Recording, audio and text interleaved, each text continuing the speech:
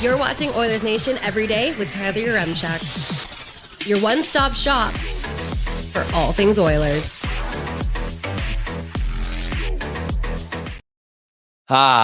No trades to talk about. Not an Oilers game day. I'm sure there's nothing weird going on in our YouTube chat.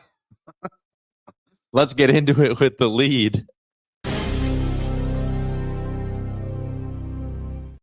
We're going to talk about that essay that was submitted to us. Because if someone spends that much time putting something in our YouTube chat, I feel like we owe it to them to address it. Mm-hmm. Have we taken the clock out from behind me? No, I once again forgot to bring my power tools into work today because we had to reinstall the shelves and just all that stuff. It's Absolute a lot. Nightmare. It's a lot.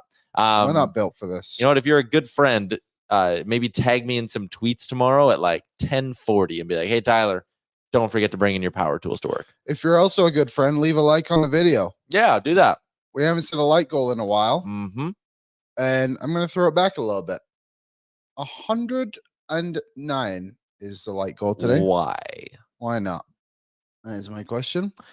All right. 10 plus 9 is 19, and we are 5 days away from the 19th of March. We're 7 days away from the 19th of March. Welcome into Oilers Nation Everyday. Streaming live on the Oilers Nation YouTube, where, yes, we're looking for 109 likes today on that YouTube channel. We are coming to you live from the Sports Closet studio. Another day without a game for the Oilers. I really don't like this whole weekend back-to-backs and then a bunch of game days off for the sole reason of it's more difficult to do a daily talk show about the Oilers when they don't play games during the week. We came into the office today, and typically we share the responsibility of doing a rundown for the show, but recently I've started doing it and Tyler helps out after. And I come in today and I was like, Tyler, all I've got is the menu by DoorDash because I know I'll have Oilers Nation Radio this afternoon. Everything else kind of came together on the fly. But so we do also actually... a big shout out to the guy who left the comment because that's actually quite helpful. Yep, so that helps. There are days like today where it's tough to come up, but actually once we started going through all the different things from around the hockey world we wanted to talk about, it was like an hour's probably going to fly by today. We have a lot of kind of interesting things we want to take a peek at throughout the course of the show. A fun little segment for Star Mechanical. We have a Short for Giant offseason question where I put on my offseason GM cap, the old armchair GM horny edition of the show. We're going to go through what this summer could maybe look like for the Oilers now that we know a few things. That paired with a rumor roundup for Tourism Jasper will certainly be interesting as well. But let's start with this, Liam. The LTIR comment over in the Charm Diamonds YouTube chat. By Jones Barbecue and Foot Massage. Jones Barbecue and Foot Massage. Jones Barbecue and Foot Massage. We have the button there, but we have no one behind us. Producer. Aaron's working from home today, so no one could hit the Jones Barbecue Foot Massage button. Should I go get it? No, it's fine. It's not. Let's get into this comment. All right. It is a 9-parter, I believe. It's intense. Jones is in and says, so remember at the beginning of the season, I asked you guys a question about the long-term injury reserve. I told you guys, why not just put somebody, Draisaitl, or I'm going to fix the spelling on a lot of these. I'll just roll through them. Draisaitl or McDavid on injury, and then do what the Vegas Golden Knights do every year with Mark Stone or somebody else. Put them on there, use their money to pick up extra players. And then when game one of the playoffs start, miraculously, that player's good to go and can play in the first round. Tyler, you told me I don't believe that's the way it works. It might not be a rule that applies, but the Golden Knights do this every year. I also suggested trading Jack Campbell, and you guys and other people in the chat were talking about kicking me off your page. No, we were going to put you in timeout. I do not remember this, man. I don't either. Clearly, we live rent-free. Yeah, but the rule was if you brought up trading Jack Campbell, you got put in a 5-minute timeout. That's true. You didn't get kicked off the page. I don't get why the Oilers do not do this, as every team in the NHL does this. Incorrect, just Vegas does. Why? And would you not know it? They always seem to win the Stanley Cup. Tampa Bay did it. Vegas, everything that wins the cup, do this exact same thing. Why the amateur Oilers not do it either? Edmonton Oilers. It's a sick game, but it's what teams do to win. They put a player on LTIR, use that cap space to bring in players. No longer hurt, especially that goof Mark Stone. Kick me off your page if you want. We won't. But this is what you guys told you at the beginning of the year, and you were arguing with me. Okay. We got to break down a few things. There's here. more. Oh, my God. No, there's not. Oh. No. It's just people tagging him. I thought that was it. So I want to talk about this. And is it frustrating to see the Golden Knights do this? Yes. But the original sin, if you want to call it that, was the Kucherov thing. And that was fishy because they knew he needed surgery, and he didn't get that surgery till like November or whatever it was. They delayed that surgery and gamed that so that it could line up perfectly with the playoffs. Yeah.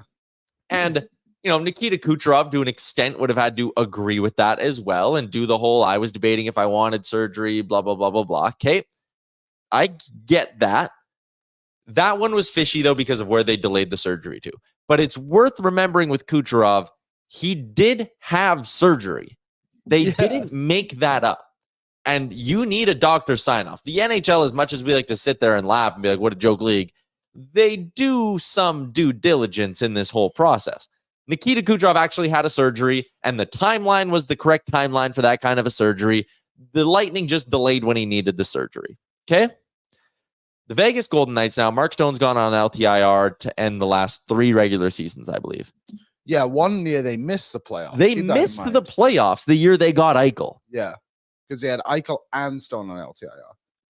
That is a risk you take. So, Jones, when you say, why not just put McDavid or Draisaitl on injury, there's no guarantee of making the playoffs. If you want to throw Connor McDavid on LTIR in January to get a couple of guys at the deadline, I would say that's dumb. That's a foolish idea. Yeah, I agree. And secondly, with Mark Stone, he has injuries. Last year, the back thing popping up when it did, I know that looks fishy. That is fishy because they go spend the money immediately on Barbashev and whatever. This year, he has a ruptured spleen. You can't exactly fake a ruptured spleen. And from what we've been hearing with Mark Stone, and I know Gregor's been great at bringing this up too, there is no guarantee Mark Stone's playing game 1 of the playoffs this year. Like, far from a guarantee. And if you want me to put my conspiracy hat on to go against this, the Golden Knights have $8.8 million in cap space this summer with the Hurdle deal now going through. They are apparently going to sign Noah Hannafin for somewhere between $6.5 and $8 million. I wonder if Mark Stone is going to play again, if I'm being totally honest with you. I have no inside information, no report, nothing like that. But I just look at this cap picture. They have a ton of UFAs they need to sign. Marchessault, Stevenson, there are a lot. Mantha's going to be a UFA now as one of the odds. Amadio, Pavel Dorofeyev's an RFA. I'm kind of sitting there going, was this the last straw for Mark Stone? Is he going to sit there and go, I have my ring, we won, I can't keep putting my body through this? Yeah. I don't wonder if that's not a possibility, because why else would you agree to that much money in term on a guy like Hurdle? I completely agree. And one thing I'll say, Mark Stone shows up game 1 of the playoffs, and yes, we're going to question this a lot more. But right now, the evidence shows that this guy is seriously hurt. Yeah. And another thing, I've said this numerous times now, losing your best players is not a benefit to your team. No. It is not good. I think a great example of it in the league this season, that we only want to look at the positive impact it can have on the team. Adding players, and then when everyone comes back in the playoffs, you have a super team, all that stuff. The New Jersey Devils were one of the best teams in the league last year. They lost Dougie Hamilton at the start of the season.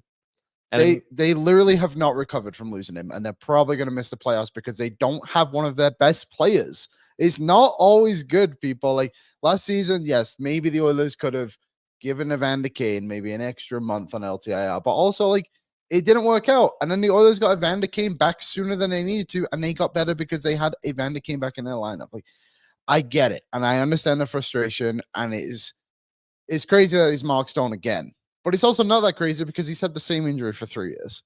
His back, he has a degenerative back injury that comes and goes. And I get that's kind of vague. Back pain can be whatever, very tough to deal with. Liam's putting an extra cushion behind because he's got back pain. Not scripted, people. Unscripted shit. Yeah, and again, so like Sam Squatch, and I get that we're half kidding with a lot of this. How do we get Campbell on LTIR for the rest of his deal? And then Dave asked, would you put Kane on LTIR?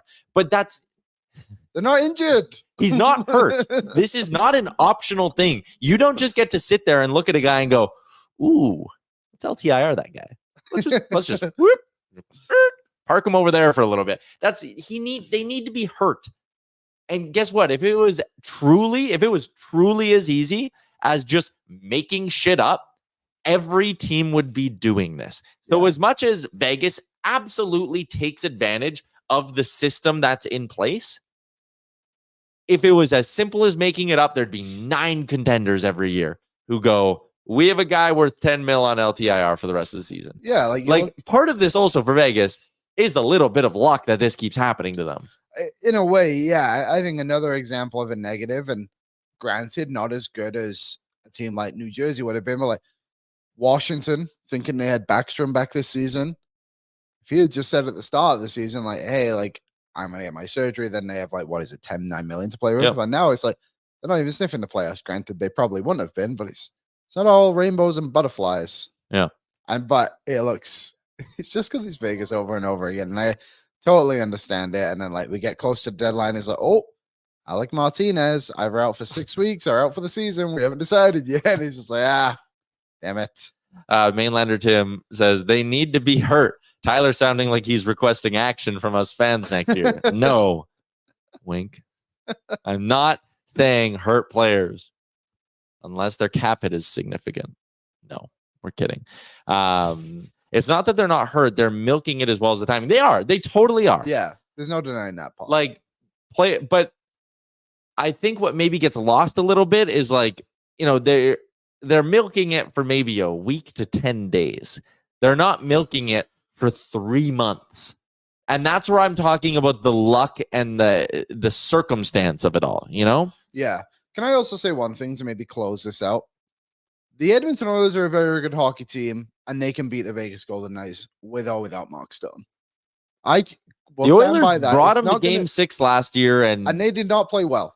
Stuart Skinner turned into a pumpkin because he was gassed, got thrusted into being a starter. Like, I add all these caveats because I hate the idea of just being like, Stuart Skinner, he didn't cost them the playoffs. You got no depth scoring. It was Connor. What was that first game? Leon scored 4 goals in like the first 30 minutes of the game. That's the only way they were winning games against Vegas. If the other pieces would have shown up, they can beat Vegas in a best of 7. They still can. You could argue the Oilers' third best forward in that series was Warren Fogle. And now he's not good this season. That might not be too bad, to be honest. His second line right winger, I take him being pretty good in the series. Was like, that guy was on your third line, and he was the one creating chances and everything. It's like, no, the Oilers are good, and I understand the frustration, but let's just move on. Mark Stone, we're just going to bitch about this all season because he's not coming back. So we just got to wait till game 1 of the playoffs, and if he's there, I'll welcome you all back to come and bitch and complain about Mark Stone. I'll take them all. I'll put them all up on the screen for you. But for now, that's 15 minutes of the show. Brandt is in. If they milk it too long, they're off the ice longer than needed and lose conditioning. I think that's a part of it too. Like, it's not easy to come back. It is not easy to just be like, and I'm back in the lineup and I'm good. Yeah. Yeah. What else we got? Lineups today? Yeah, okay. We'll get into that. That was just kind of the lead for today was breaking down that comment. I just wanted to check kind of one thing in terms. Jones left us no choice. And then he also just didn't stick around for the show. Jones, where are you? If you're watching this show back later, leave a comment in the morning. The other thing I wanted to just talk about was the idea of trading Jack Campbell. Like we banned someone from the chat for talking about trading Jack Campbell. Find me the trade. Find me the team who's putting their arm up going, we're in. Me. We'll take them. We want Jack Campbell. Like, we'll get to this actually later in the show with the short for giant question. Jack Campbell is getting bought out this summer. Go ahead. I don't see any way around it. With your lack of assets, with your lack of prospects, all of that stuff, how are you justifying possibly bringing back Jack Campbell next year? No, I don't think he'll be back by any means. But I think one thing that's an interesting layer to this is I'm going to go back to the Cal Peterson trade last year. Cal Peterson was not good in the American League for the Kings, Kings farm team. Like, I shouldn't say he wasn't good. He had 904. So he was about average. Jack Campbell is creeping up close to a 920. American League, I get it. But if he can show that, like, hey, I'm actually got it back a little bit. I'm back in the rhythm, like, not going to be easy, but maybe there is an option to find someone to take him and be like, you know what, this guy can be like our 1B, 2A kind of thing. Just thinking out loud a little bit. I think your scenario is more likely, but I think the play and the way he's been able to rebuild himself throughout this season, like the noise is gone on him. All we hear now is positives. Maybe that helps. You know what I mean? Does you think that make sense? I think that, like I said, likely buyout, but I don't think it's out of the question. Our boy Eric from our graphic design department said, let's spin positive. We're not buying out Campbell. We're buying in Rodrigue. Bingo. All right. Yeah. Put it on a shirt. Everyone drop in your Nation Gear ideas so Eric can design shirts. Put them in the chat. Yeah, Eric, stick around. Yeah. All right, let's continue along, Liam. That's enough of the LTIR talk and all of that. For now, let's get to the Service Credit Union lineup report. We can't do mock trades anymore because the trade deadline's passed. So the lineup report is now brought to you by Service Credit Union. The Service Big Share contest is in full swing with your chance to win $1 million just by saving money. Anyone can enter by becoming a member and saving with Service. Every $500 saved gives you 5 entries into the Service Big Share contest. You want a few quick ways how you can earn more entries, Liam? I know you're itching for it. I'd love to know. Save in a daily banking account. Fast track your savings with high yield savings accounts. You're all about that high yield action. I'm all about the high yield. Invest in a GIC. Service has during this contest period with great interest rates and term lengths. Save in a TFSA or RRSP for those short-term and long-term goals. Contest ends April 30th, 2024. Skill test required. For rules, visit service.ca/win. Before we move on, Naeem has a question for us. Does Campbell get a ring if the Oilers win? Yeah. Yeah, there you go. Played regular season games this year. I think it's up to the team. It is. I would imagine they'd give him one. I would too. Not given. They were trading one Stanley Cup ring for him to have chronic knee pain. Like, you just look at him, you're like, how's the knee feeling, Jack? And you slide the ring like just a little closer. Yeah. He goes, it's great. They just pull it back a little. You go, so you're good to go next year. He goes, yeah, maybe. And then you slide it back. Maybe, Jack. Such a tease. Matthew says, isn't it only playoff appearances? Name on the cup. Yeah, Stauffer for Premier. Hilarious. Great name. I want to read that more. Please stay and comment more. Playoff appearances affect name on the cup. Cup rings, if a team wants to spend $5 million on cup rings and give every concession worker a cup ring, they could. Like, there's no rules on the cup ring. That's whatever. Mm-hmm. Typically, though, it is the team who will come together, I believe, and decide, like, hey, do we want, like, the leadership group, hey, do we want to give this guy a ring? Do we want to give this guy a ring? Like, that kind of stuff. Gotcha. A guy who played one game, like, hey, do we give Brad Malone a cup ring? Like, I don't know. Do we give James Hamblin a cup ring? I don't know. We're getting ahead of ourselves. I feel like we're talking a lot about the future. Yeah, that was not somewhere I wanted to get to. For our off-season talk later on in the show. Yep. Okay. Lineup report for our friends at Service Credit Union and the Service Big Share contest. Here's what we had today, courtesy of our boy Tony Brar. McDavid, Nuge, Hyman stays the same. Draisaitl, McLeod, Fogle stays the same. That makes a lot of sense. Yeah, that adds up. Henrique, Kane, Connor Brown stays on the third line. Mm-hmm. Do we like that? Yeah. I do too. You need the speed. If it's Connor Brown or not, he's faster than Corey Perry. I like Eric Richards' comment in the chat. I survived my timeout in Oilersnation Everyday YouTube chat, and all I got was this stupid t-shirt that I bought. Very funny. Back to the lines. Listen, Connor Brown, no goals. Very frustrating. Very few points. Incredibly frustrating. Has not been worth it. And you know what? Something we maybe didn't say enough during the deadline period when we were like, should you be in on Eberle, Toffoli, all these names? If Connor Brown had just delivered, that none of this is... This Oilers forward group is so different. If Connor Brown is at 17 goals right now, which feels just like light years away from reality, because it is, then we're sitting here being like, look at this top 9. I did think about that briefly whilst I was hanging out on my own. If Connor Brown had 5 goals, but he doesn't. Listen, like,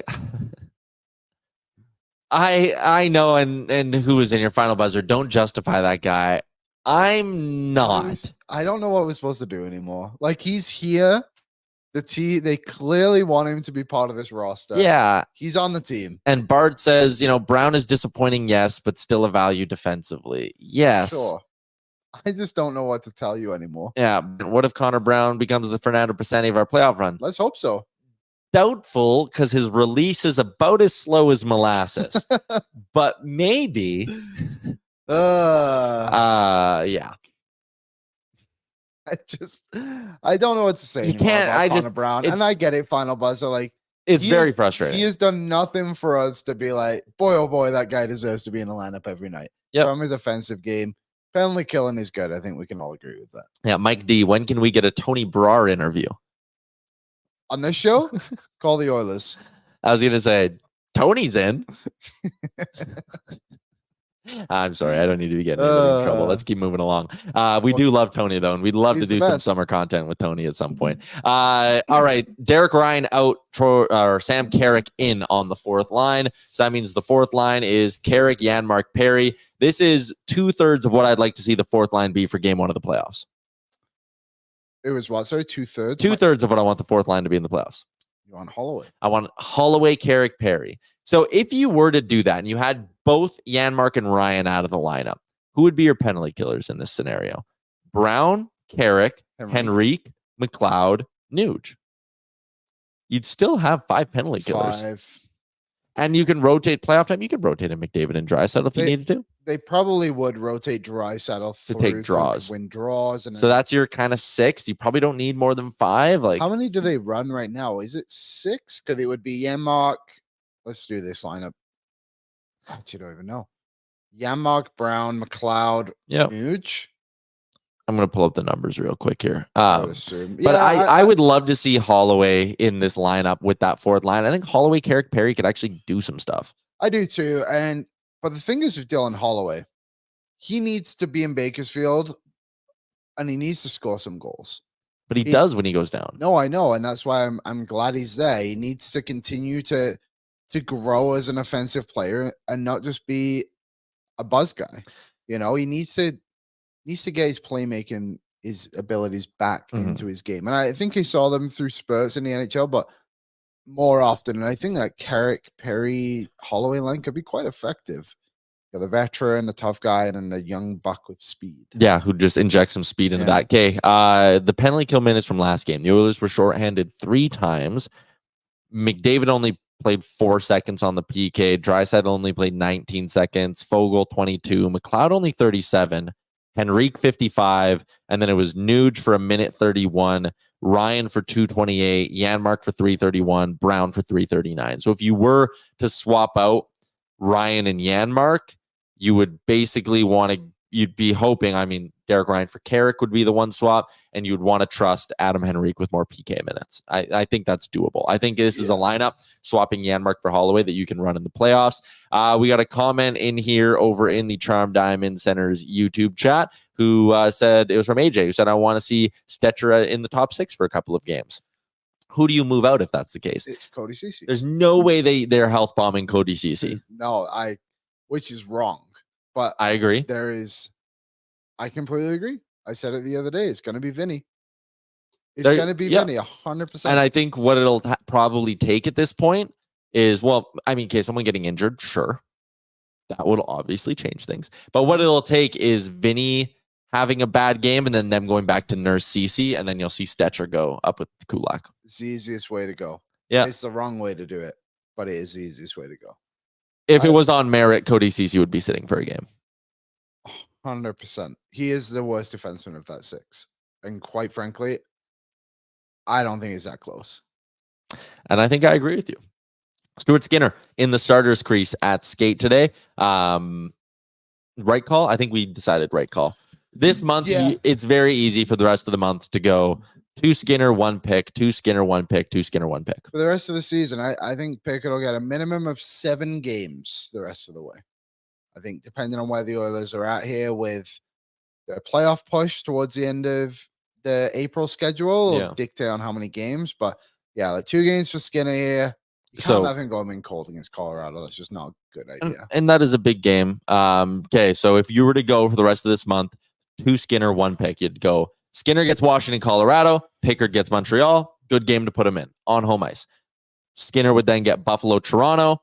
Pickard gets Ottawa, second of back-to-backs. Skinner gets Winnipeg, LA, 2 big games. Pickard gets Anaheim. That lines up perfectly. And then you would do 2 more against St. Louis and Dallas for Stu. Makes sense. But then there's that back-to-back to start April against the Avs and the Flames. So I don't know how you'd split that up. You'd hey, maybe home ice, you do just roll out Pickard against the Avs and be like, let's go, big dog. 919 save percentage. Let's see what you got. Well, the thing is too, against did you say the Avalanche you should play against them? Yeah, like why not? We're getting far down the line. Yeah, we are getting far down the line, but also maybe you play him against the Flames too, because Colorado could arguably be a bigger game in the standing race. Yeah, you're right. I don't know. I think I'm ahead. Yeah, we're going far ahead, but we're looking very far down the road in this. 2-1. Calvin Pickard's in the chat, says, I got it, Ty. Avs are done. All right, we appreciate you, Mr. Pickard. So there's your lineup report for today. Stuart Skinner expected to get the start tomorrow. It's all brought to you by Service Credit Union. Let's continue along with the show. Liam, we got 3 more segments to get through today. I'm trying to figure out the best order to do all this, but there's kind of a part of me that wants to do rumor roundup now. Okay. Let's do a little rumor roundup, because there is some stuff kind of percolating around the NHL a little bit right now. Excellent use of the word percolating by me. That was very good. Could have brushed that one under the rug. I didn't even notice. And that gave me enough time for my computer to stop freezing. And let me tell you that spring cabin properties are opening up soon out with Tourism Jasper, Pine Bungalows, Alpine Village, Patricia Lake Bungalows. How nice does a weekend out at the Patricia Lake Bungalow sound, Liam? Sounds awesome. They also have the Jasper Pride and Ski Festival taking place April 12th to 21st. Loads of events for everyone there. And spring skiing at Marmot Basin is just absolutely top notch. I know things are warming up. We're getting a lot of good weather here in the city. But why not go head out to Jasper for a little spring skiing over the next month here? Take advantage of it. Head to jasper.travel/current deals for more information. Okay, rumor roundup, couple to hit on. I want to start with some of the reporting we heard about the Oilers and Cody Ceci, and it came from Elliot Friedman on the 32 Thoughts podcast. The first one, and to be fair, I did not listen to the podcast. I'm taking transcriptions from @OilersAccess. Friedman on 32 Thoughts says the Oilers thought about subtracting some players. He names Cody Ceci, but says he thinks players indicated they'd prefer to have Ceci kept around. He doesn't think Ceci is the only player they considered subtracting. The first part of this tweet here, where it says he names Cody Ceci, but thinks some players indicated they'd prefer to have Ceci kept around. I'm sure last year in January, a lot of players would have said we'd prefer if Tyson Barrie was kept around. Sometimes you can't let, for lack of a better phrase, the inmates run the asylum. Oh, 100%. Friendship doesn't win you a Stanley Cup. You know, the Vegas Golden Knights don't care about your friendships. They care about winning. Which is why they're going to let Jonathan Marchessault, fresh off winning his Conn Smythe last year, probably walk for nothing as a free agent. It's why they traded Marc-Andre Fleury for a prayer after he won a Vezina trophy for them. Right. That's why they traded Riley Smith, so they could re-sign Barbashev. Yeah. They do what's in the best interest of that organization, and I just don't think this was. If there was a deal on the table that someone was going to take Ceci, I think that was the right play. Again, no, I don't know who you would have replaced him with necessarily, so I'm sure there's another layer of it too. So maybe they kind of played into each other of hey, we don't need to disrupt the room because who are we going to get? I think that's part of it, because Naeem says they were willing to get rid of Ceci for Tanev, though. Yeah, there's that. And getting rid of Barrie was for Ekholm, a tangible, whoa, look at who we got. And I think if you, they weren't going to disrupt the chemistry and give up the assets to go from Ceci to Walker. Not a significant enough upgrade, but the assets and the disruption for Ceci to Tanev is enough. Yeah, and I think that would have been fine by, like you said, a significant upgrade. And if it wasn't Carey, Walker, what is it, Colin Miller? Yeah. Maybe there just wasn't the market there, we all seem to think there was. But I just don't like that messaging. And maybe that's just, like I said, we didn't listen to the show. We're just taking some transcripts from it. But to not trade someone because the guys like him when he's such a liability, I don't know if I'm on that train. Dave says we're back to Tyler and Liam talking about their team crush again. I'm going to wear a Golden Knights jersey tomorrow on the show. Team crush. The Golden Knights. Yeah, because he says we always. I hate it. I have the Golden Knights muted on Twitter. Boom. Eat it. And also the Winnipeg Jets, Chicago Blackhawks, and LA Kings. You may be wondering why. I would say go look at the Oilers' recent playoff history. I do have a Golden Knights jersey. Did you know that? I own one. Why? I was at a flea market, and it was the summer they did the Neil for Lucic trade. And at this flea market, there was a James Neal Golden Knights jersey that was like $40. And I was in the mood to blow some money. And I was like, this is an authentic jersey. That's sick. I'm not with you on that one. I'd rather have a Bonneville Pontiac's jersey. That's a good summer conversation. We're going to talk about the worst jerseys we've seen. All right. Where were we? So the CC thing. Yeah, I think they were clearly willing to do it for an upgrade, but they weren't going to disrupt their chemistry for a minor kind of or lateral move. Let's call it that, which again, Walker would have taken a first-round pick to get. You already gave a first-round pick for Adam Henrique. Probably weren't doing it for another rental. So there you go. Friedman says the Oilers, Canucks, and Kings were in on Tyler Toffoli, but on the morning of the deadline, Winnipeg made a massive pitch and got the deal done. My counter argument to that, a second and a third for Toffoli is not a massive pitch. Well, yeah. What does that mean? What the hell was everyone else offering? Is the pitch that, or do they have to call and be like, hey, who's Tom Fitzgerald? Yep. Please, Tom. It's Kevin Cheveldayoff. What were the other offers? What were the Oilers offering that was worse than a second and a third? Because I would have given up a first for Toffoli.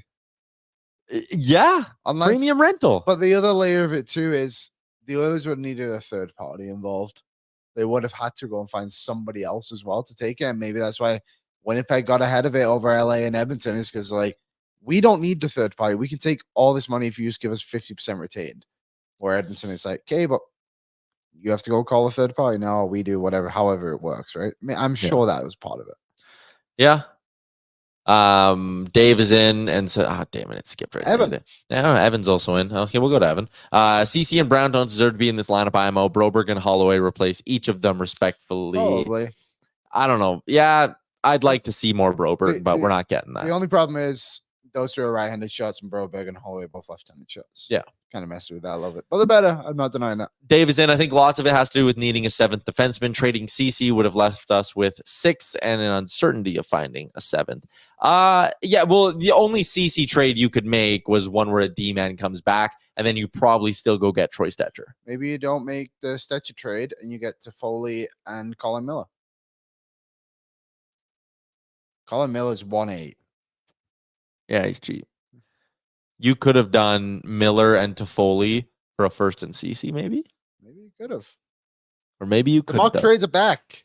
Mock trades. Fire up the service credit. Yeah. So I don't know. I just found it interesting to see kind of the post-deadline stuff on Cody CC. So I wanted to get to that a little bit. There is also a report coming out today about the NHL and potential expansion. First off, who's the owner of the Rams? Stan Kroenke? Kroenke? Yes. There's talk about him wanting to bring an NHL team to San Diego. I promised myself I would never do this again. If the NHL ever expands to San Diego, I will eat cat food again on the show. That's so obviously never going to happen. No, that would be a terrible mistake. There's so many cities. Who's calling you? I don't know. I can't see. Do people not know you're on the air? Why is your phone so far away? What if there was an emergency? I didn't want to be distracted. Now I clearly am. No, are they calling again? I don't know. It's a long phone call. No, they cannot go to San Diego. I would go to Kansas, Salt Lake, Quebec. Two teams in Toronto. The San Diego thing's obviously never going to happen unless it's relocation from, like someone said, San Jose. Sure, that makes sense. I guess. Like Aiden said, San Diego Sharks. But there is absolutely zero reason to have 3 teams in Southern California and the Ducks, Kings, and San Diego. So that's not happening. But then there's also Elliot Friedman. I saw pass this along earlier today. Doesn't Stan Kroenke also? He owns the Colorado Avalanche. I know. He wants them both. And Arsenal. And the Rams. And the Denver Nuggets. And the Colorado Rapids. And the Colorado Mammoths. How did he make all his money? Probably sports teams. Well, it says Kroenke Sports and Entertainment. He's also the founder of the TH. Oh, he married the Walmart heiress. Oh. Kroenke married Anna Walton, a Walmart heiress, in 1974. He founded the Kroenke Group in 1983. Wonder where he got the money. A real estate development firm that has built shopping centers and apartment buildings. He's developed many of his plazas, get this, near Walmart stores. Who would have thought? You know, my mom had a line she used to like to say to us, Liam. What's that? Marry rich. Yeah. She's not going to be happy I said that. But yeah, they're dangerous weights at it. Walmart family. Smart move. True love. The man loves money. And maybe Anna Walton. And We shouldn't be that rude. hopefully his wife. Anna Walton. Anna Walton. Heiress to the Walmart fortune. Dave says, where can I find this Tyler eating cat food video? It's been scrubbed. But anyways, No, it hasn't. San Diego's not happening. Could Atlanta happen? Elliot Friedman with this. We have a new entrant revealing its desire for NHL expansion. Broadcaster Anson Carter, who scored 202 goals in 674 NHL games, unveils Alpharetta Sports and Entertainment Group, wishing to bring the team back to Atlanta. This better not happen. I'm not doing the cat food bet with Atlanta because where there's smoke, there is potentially fire. But this is dumb. We can't be going back to Atlanta for a third time, everybody. And what's also dumb, you can give me any market. You could be like, hey, the NHL is expanding to 34 teams. It's Quebec City and Houston, who I think would be the two best. And I would sit here and say it's dumb. It's very dumb. The Atlanta SpaghettiOs said, bring us, Eric, it's a failed concept. Eric, it is. Atlanta won't work. I do not think Atlanta will work. It's not a great sports town. No, not just for hockey either. Like the basketball team is one of the lowest. The Braves were struggling to sell out playoff games. Yeah, there's certain places that just don't work. I'm trying to find it here. So the Atlanta Hawks, they're the fifth worst attendance in the NBA this season. It's not a good sports town. It's a big city, not a good sports town, not an elite sports town. Yeah, I don't understand why the NHL would go down that bridge again. And also, just bigger picture, why do you want to expand? I agree. There's not enough. There's already not enough star power going around the league.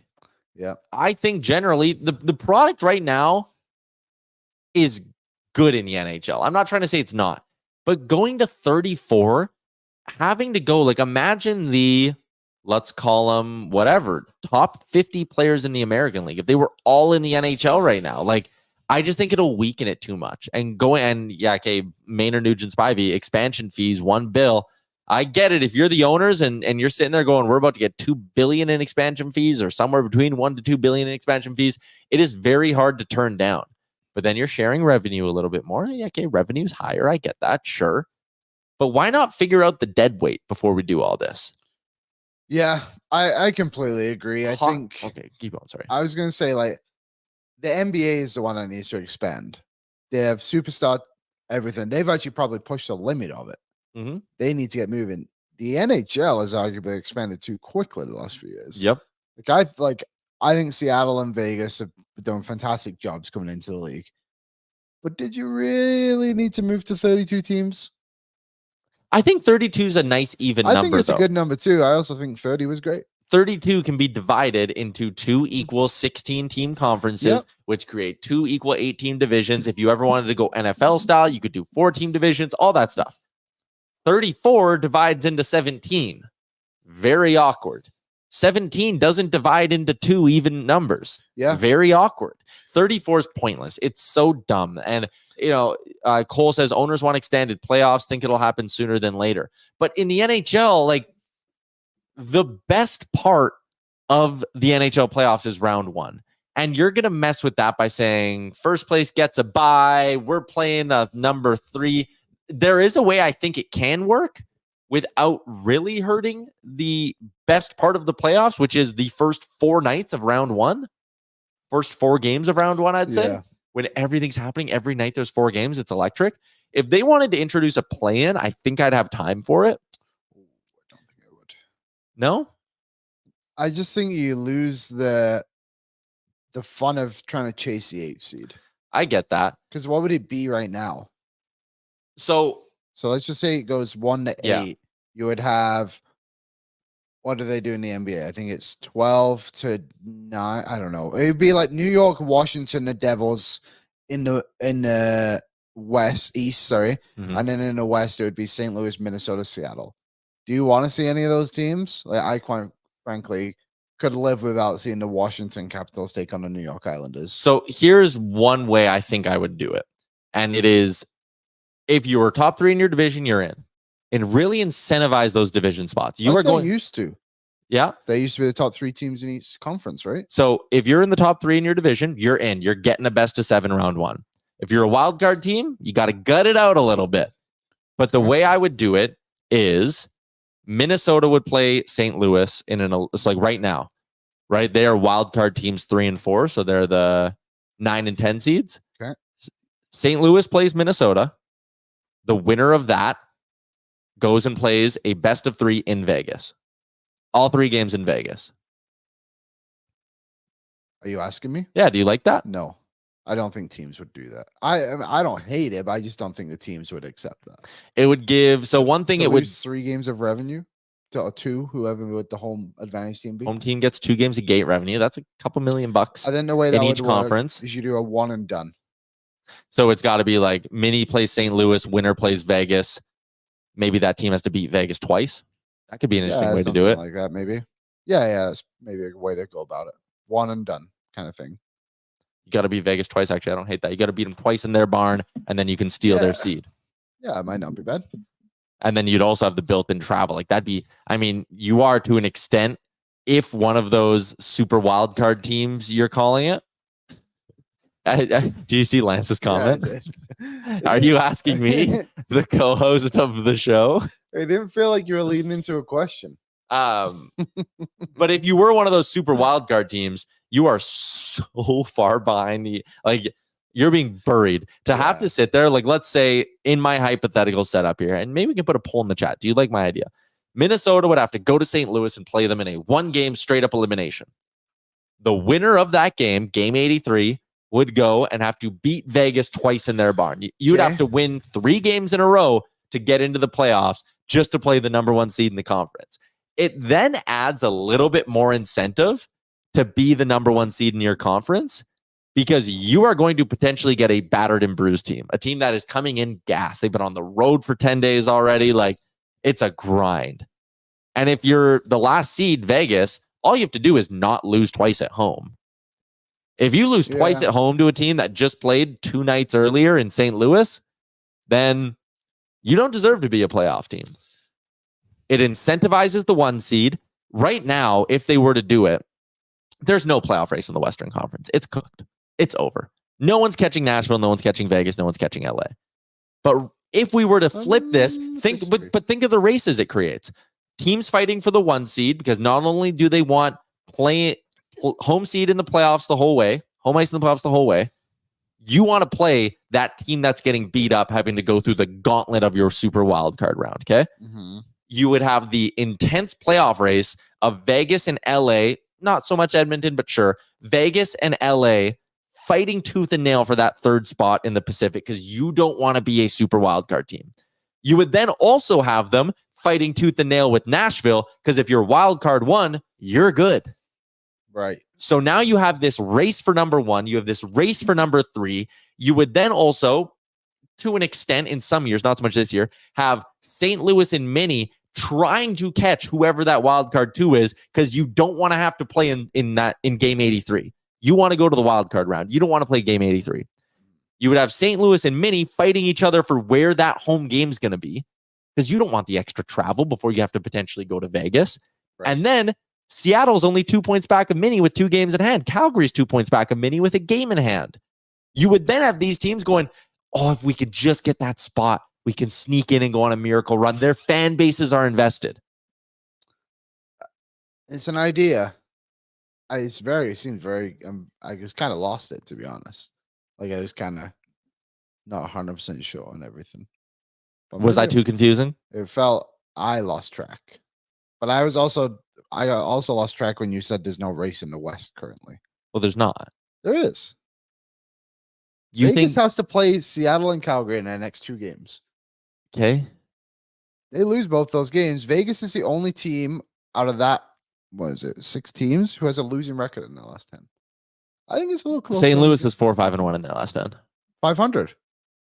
4-5-1 is not 500. Oh no, yeah, you're right. I mean, the other 3 are.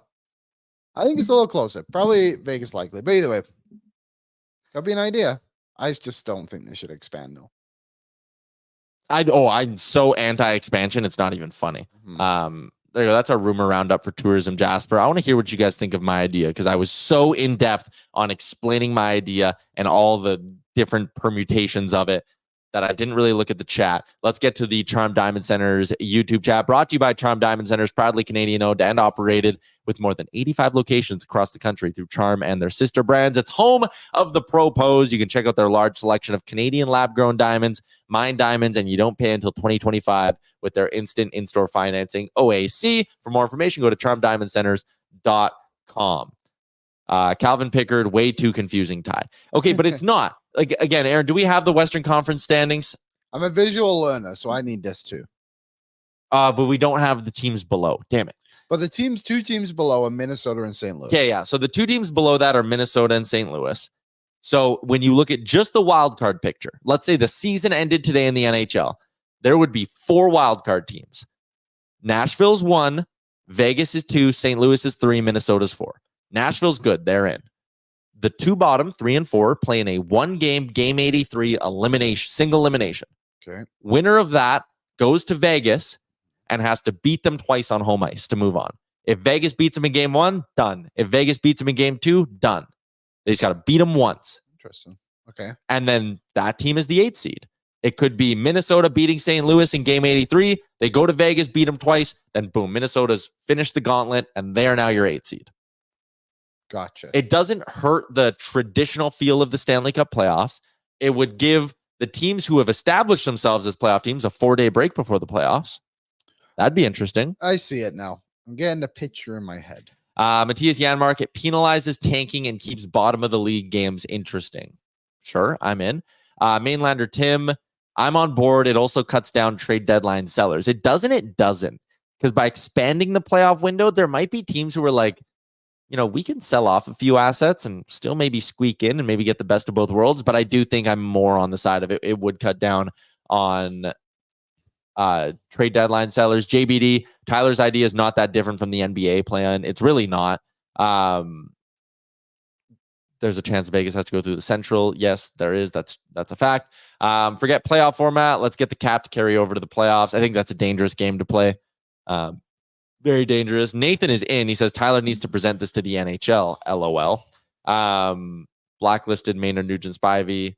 In actual news, Rempe will get suspended. Yeah, probably. He'll get 2 games. Doesn't really affect my life all that much.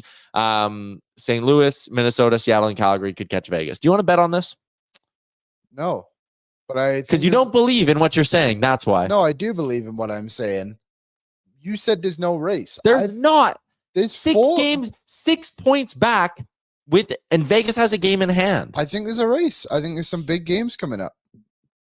I think there's a race. Why is that crazy to say? You said there's no way LA or Vegas would catch the Oilers. They're only 4 points back. I may have to play them again. I think there is, there's still a race between Edmonton, LA, and Vegas. I think it's likely that Vegas makes the playoffs. I also said Nashville shouldn't sell at the deadline, and they didn't. They kind of sold, kind of didn't. They bought. They traded Brennan. They sold the guys that they didn't think would re-sign, and they brought in Beauvillier and Zucker. Liam's not into this ideal at all. I'm not. I like 1 through 8. It's simple, but I'm saying if you want to expand the playoff format, I think it's a good way to do it.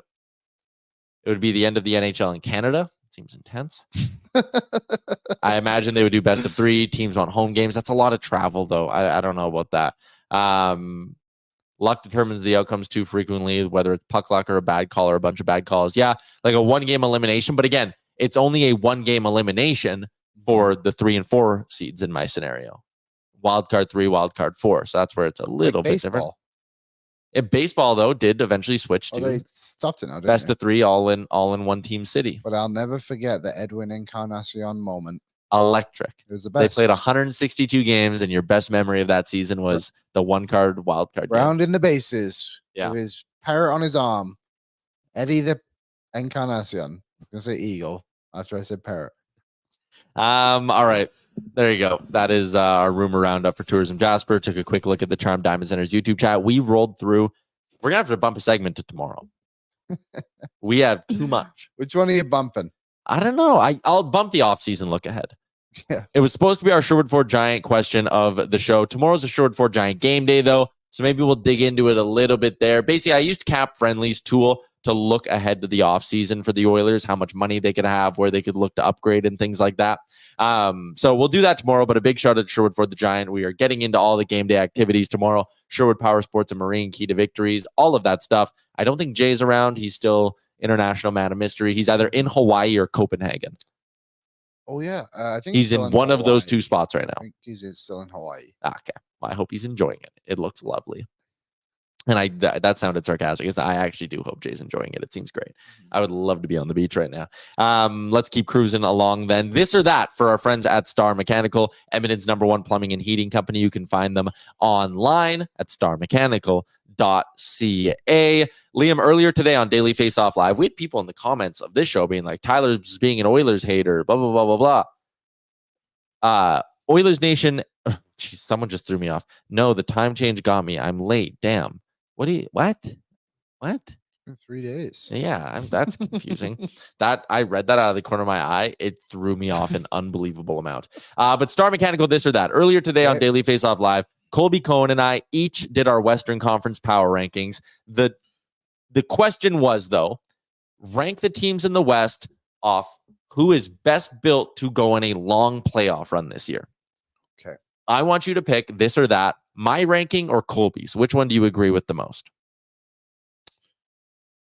Best to go on a long run.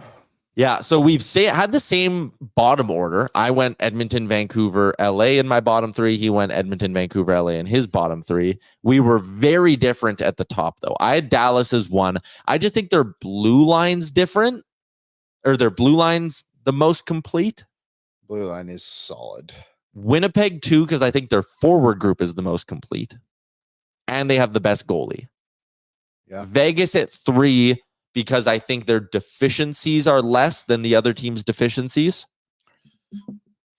Like, that's a really solid team. They're coached well. They know how to play in the playoffs, all that stuff. Colorado at 4, just because I have them above Edmonton. I think goaltending is honestly kind of a saw-off there between Edmonton and Colorado. They have a Cale Makar on their blue line. Edmonton does not. Mm-hmm. The star power up front is very good for Edmonton. I actually kind of like Edmonton's top 9 more than I like Colorado's top 9. But Colorado can at least keep up with the skill. Makar's a difference maker, so that's why I had them there. So that's my ranking. Colby went Vegas, Colorado, Dallas, Winnipeg, Edmonton, Vancouver, LA. Which one do you agree with more? It's hard because I disagree with and agree with so much on both lists. I think it's fair to have Vegas at #1 still. If they're healthy, they're kind of a beast. But I don't think I would have Colorado that high, so I agree with you on that. I think one thing that's not being considered here is that now their second-line center has never played a playoff game. Casey Middlestat. Never even come close to playing a meaningful NHL hockey game. So that's something. I think the Jets are really good, but also a little bit overrated in the same breath too. So I guess I would more agree with your list than Colby's list. I think the Oilers should be higher though. Higher than who? I honestly think I would put them a little bit higher than. I think you can make an argument they're higher than Colorado. I think I'd put them higher than Colorado. I think I would put Vegas at 2. I might even put the Oilers at #3. I think Winnipeg and Edmonton are a little bit closer than maybe Edmonton are getting credit for. Hellebuck, though, man. No. And that is the biggest difference for sure. But then the Oilers blue line is right there with them. But the Winnipeg forward group, while good, is it that much better than Edmonton's group? Winnipeg's? Yeah, it's solid. Don't get me wrong, but they don't have a McDavid or Draisaitl. They don't have a game breaker, and I think that's true. But where, again, I think I would want to keep them higher for now is that they're game breakers between the pipes. Yeah, and that obviously makes a huge difference. And we saw it. Yeah. We saw it not that long ago. And Kyle Connor's an elite goal scorer. So their top line, Connor, Scheifele, Ehlers. That can do damage. Yeah. Second line, Iafallo, Monahan, Toffoli. I think the Oilers' first line's better. Yeah, it is. Yeah, okay. So it's one Monahan, Toffoli, Iafallo. That's a really good second line. It is. We need to see if this chemistry between our Yep. second line can continue. So I'll give the edge to them right now. Adam Lowry with Appleton and Niederreiter as your shutdown third line. That's Good so in good. that sense. Yeah, I think the Oilers' third line is going to be dependent on Brown, and that's what's really weighing down. Lowry's a better shutdown center than Henrique. Not even. But Kane's a better goal scorer than any of those. Niederreiter's a more trustworthy defensive player than Kane. Okay, we'll call it even. Nemesnikov with Perfetti and Barron. Well, when we get Holloway back. Holloway can be Perfetti. Nemesnikov over Carrick. And then Barron and Perry. Sure. Like top 6 minutes this year. So was Perfetti. And you could say, well, Matthias Janmark was playing top 6 minutes too, but that's not the point. I don't think it's maybe I'm not giving Winnipeg enough credit. I just think the Oilers' X factors could outweigh them in a series. They've got to they probably would have beat Winnipeg twice this season if Skinner didn't have his bluff, right? The Oilers probably would have beat tight games, but the Oilers can win tight games. And if we keep saying like, well, Hellebuck's their game breaker, it's like, well, the Oilers outplayed them in 2 games, and then an error led to them winning because their guys couldn't score. Yeah. On Stuart Skinner. Let's just flash it up again, Aaron, because again, with me having the Oilers as low as I do think you could pair up any team on this. Like LA's very clearly 7, so keep them out of it. But you could pair up any 2 of those top 6 teams in a playoff series. And I honestly think the sportsbooks have it at like -110 each. I think they're all tight. They're all coin flips, man, which is what's going to make this playoff so fascinating. Wait, how far down did you say? 1-6? Yeah, LA, I think, is the worst team in any one of those matchups. But like Edmonton, Vancouver in a playoff series is -110 a piece on the books. Betway, shout out to Betway, 19+. Please play responsibly. I'll have a pick for tonight. I think Nashville might be higher than LA. Look at me I can see you looking at me. I think they might be. I think they have better players. I don't hate that. Just the goaltending alone. Yeah. LA, you probably could have not had in this conversation. Yeah, just if we're just going to do the full 8, I would say I might. Nashville would be 7 for me. The Kings 8. Roman Yost is still elite. Forward group outweighs them a little bit, I would say, in LA. Ironically, like Kevin Fiala would make a huge difference on Nashville, wouldn't he? Yeah. Lance says, I thought Tyler was an Oilers fan. And Tyler loves the Oilers. I mean, and also like, do you realize how terrible this program would be if I just sat here for an hour every day being like, cup year, Oilers winning the cup. Oh, I don't care. Oh, did they play bad against Buffalo? Who gives a shit? Cup year. We need the balance. Sometimes we don't like. I will sit there. I will be at the game on Wednesday night wearing a jersey of some sort. I own many. Not my Golden Knights jersey. I'll be wearing one of my Oilers jerseys. I'll be crushing a brewski in the stands in my usual seats. And I will hello to you all as you walk by. Yeah, and I'll be cheering and standing up and clapping for 5 seconds every time they score. Only 5, unless it's a great goal. I have standards, you know. I will be rooting just as hard as anyone else. To sit here and say that just because I'm not an Oilers fan because I can properly criticize the hockey team. Come on. Yeah, and I will balance this out by overrating the Oilers. Stauffer for Premier said Liam's homering hard. On which one? Like maybe Winnipeg is a little bit better, but I don't know. I just think I like their blue line too. Their blue line's I said it down DFO Live. Their blue line's got a bunch of pricks, man. So does the Oilers. It doesn't have a bunch. I would say Nurse and Vinny. Cody Cece's not a prick. Cody Cece's not a prick. Kulak can be farm boy strong. But he's not a prick. No, that's true. Like Brendan Dillon, Neil Pionk, Dylan DeMello. Like those guys. But I think the Oilers collectively have that within their forward group as well. Perry's a prick. Carrick, Kane's a prick. Draisaitl can be a prick. Draisaitl. Just has to stay disciplined, yeah. There's one other guy, Yaremchuk. Probably not a prick, but he'll beat the wheels off you. Yeah. Right, Blake Coleman. Go kick puck again. See how that goes.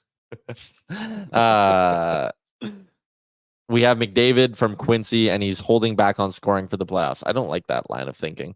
The idea that McDavid's like intentionally not scoring his goals, like saving his bullets. Yeah, I don't like that. A little ridiculous. Connor just start scoring now.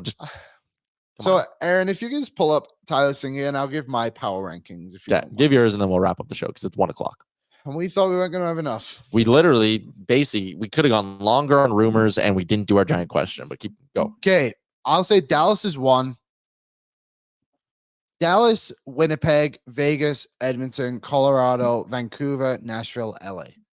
But I truly believe, like you said, 1 through 6, you could literally put them in any order. Like, we might even be underrating the Vancouver Canucks a little bit here. Yeah. They've got a very good forward group. Jim Rutherford and Patrick Garvin have done well to add to that group. Thatcher Demko. We want to talk about an X factor in Winnipeg. They've got one just as good in Vancouver too. To steal the old Moneyball line, I think it's Dallas, Winnipeg, Vegas, Colorado, Edmonton, Vancouver, 50 feet of crap, LA, Nashville. So there you go. Wrapping up with the menu for our friends at DoorDash, 25% off, 0 delivery fees on your first order of $15 or more. All you need to do is download the DoorDash app and enter the promo code Nation25. New episode of Oilers Nation Radio going to drop later on this afternoon. We're going to be doing a little post-deadline thing. We will float the power rankings past everyone, but knowing our co-host on that show, I have a funny feeling I know where Rick would have the Oilers on his Western power ranking. Yep. So we'll find a different way to float that. I love Rick, though. New episode of Oilers Nation Radio will drop later on this afternoon. And then tomorrow, Sherwood Ford Giant Game Day edition of the program. Let's go. Finally. My last men's league curling game tonight. One of the last games, Alexander Ovechkin will likely be in Edmonton tomorrow. That is also a good one. Maybe we'll have someone from the Caps on to chit-chat a little bit. Yeah, we'll get Ovi. Why not get Ovi? Giddy up. Thanks for tuning in today, everybody. Charm Diamond YouTube chat. You guys were fantastic. Really brought it today. Carried us through this show. Hit the like button before you close your window and hit the subscribe button if you haven't already. Enjoy your Tuesday night. We'll chat again tomorrow, noon Mountain Time. Thank you for watching Oilers Nation Every Day. Hit the subscribe button to never miss a show. And for more, visit OilersNation.com.